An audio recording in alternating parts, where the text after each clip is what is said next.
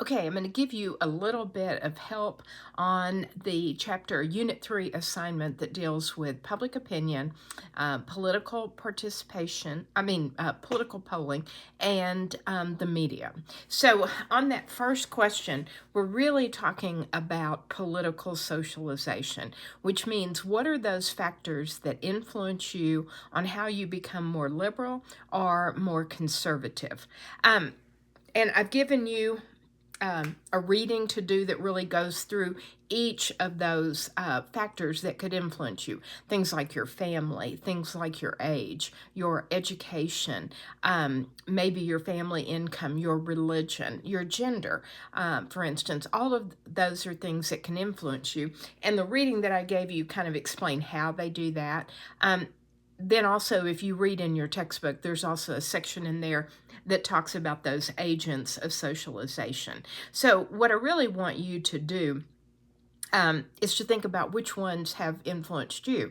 Now, I realize too that you're young and you may not think that you have a lot of opinions, but when we're talking about socialization, we're really talking about what are those factors that make you more liberal or make you more conservative. And certainly, probably family will be a big one, but think about them and think about the ones that have influenced you the most. Think about whether you consider yourself to be more liberal or do you consider yourself to be more conservative. And geography can make a difference. If you are from Midland, we are one of the most conservative counties in the state of Texas.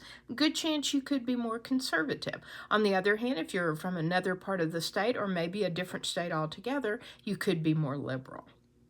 Okay, then on the second question, this is once we have established your political ideology, then the next thing that political scientists really want to do is they want to poll people, mainly because they want to find out how people are going to vote. And so politicians and news outlets, it could be, television news, it could be print news, want to do polls because they're trying to make predictions about how people might vote either on a particular issue or maybe even political candidates. So the reading that I gave you talks specifically about all of the fundamentals when it comes to polling. Things like, what is the distribution? That is simply going to be the percentage of people that think this way versus the percentage of people who think a different way. So if you looked at something very simple like a presidential approval poll, and I haven't looked at President Trump's this week, but it's been a little bit lower lately, 45, 44%, which is kind of low for a president who's only been in office for such a short time. But again, he's made a lot of changes in a very, very short time. So read about those, and then I give you another website to go to, the Gallup website, and you're going to click on politics that'll be up there beside news, and then pick a poll that you can analyze. And I want you to talk about the distribution. I want you to talk about how many people were polled. I want you to talk about the margin of error and what that actually means in that particular poll. And sometimes you'll have to scroll all the way down to the poll and click on additional information. And then, and it's usually a PDF to get the final results and what the margin of error was. If you can't find it, then just go back and pick another one. There will be one. And then the last one is just a little bit about the media. And you've got to realize the media has changed a lot, particularly in the last 20 years. As a kid growing up, most people got their news through newspapers. And then as television became more prevalent, then people tuned into the news and watched it on television every night.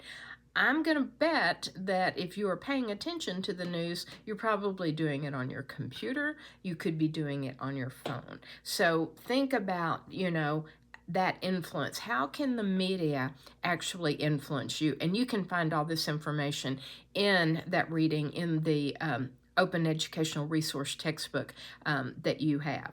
And then think about, how citizens, how can we get involved when it comes to coverage of events. And really what you want to think about, and I can't believe I don't have it in here, is your phone. Think about the fact that you could be a reporter reporting an incident. Think about when the Ring doorbells that people have, and if somebody comes to their front door and attempts to steal a package, or somebody attempts to break in their car, a lot of times they're going to be caught on camera. Think about the murder of George Floyd. That police officer was convicted on testimony of an average bystander, just like you and me, who recorded about 8 minutes of that incident. And that became a very important part of the evidence that was used against him. So think about how the media is changing, particularly when all of us are walking around with a cell phone. And most of us, you know, if we see something a little unusual, we're probably going to record it. So hopefully that will help you with these 3 questions. But as usual, if you have any other questions, please reach out. Feel free to get in touch with me. All right. Thanks.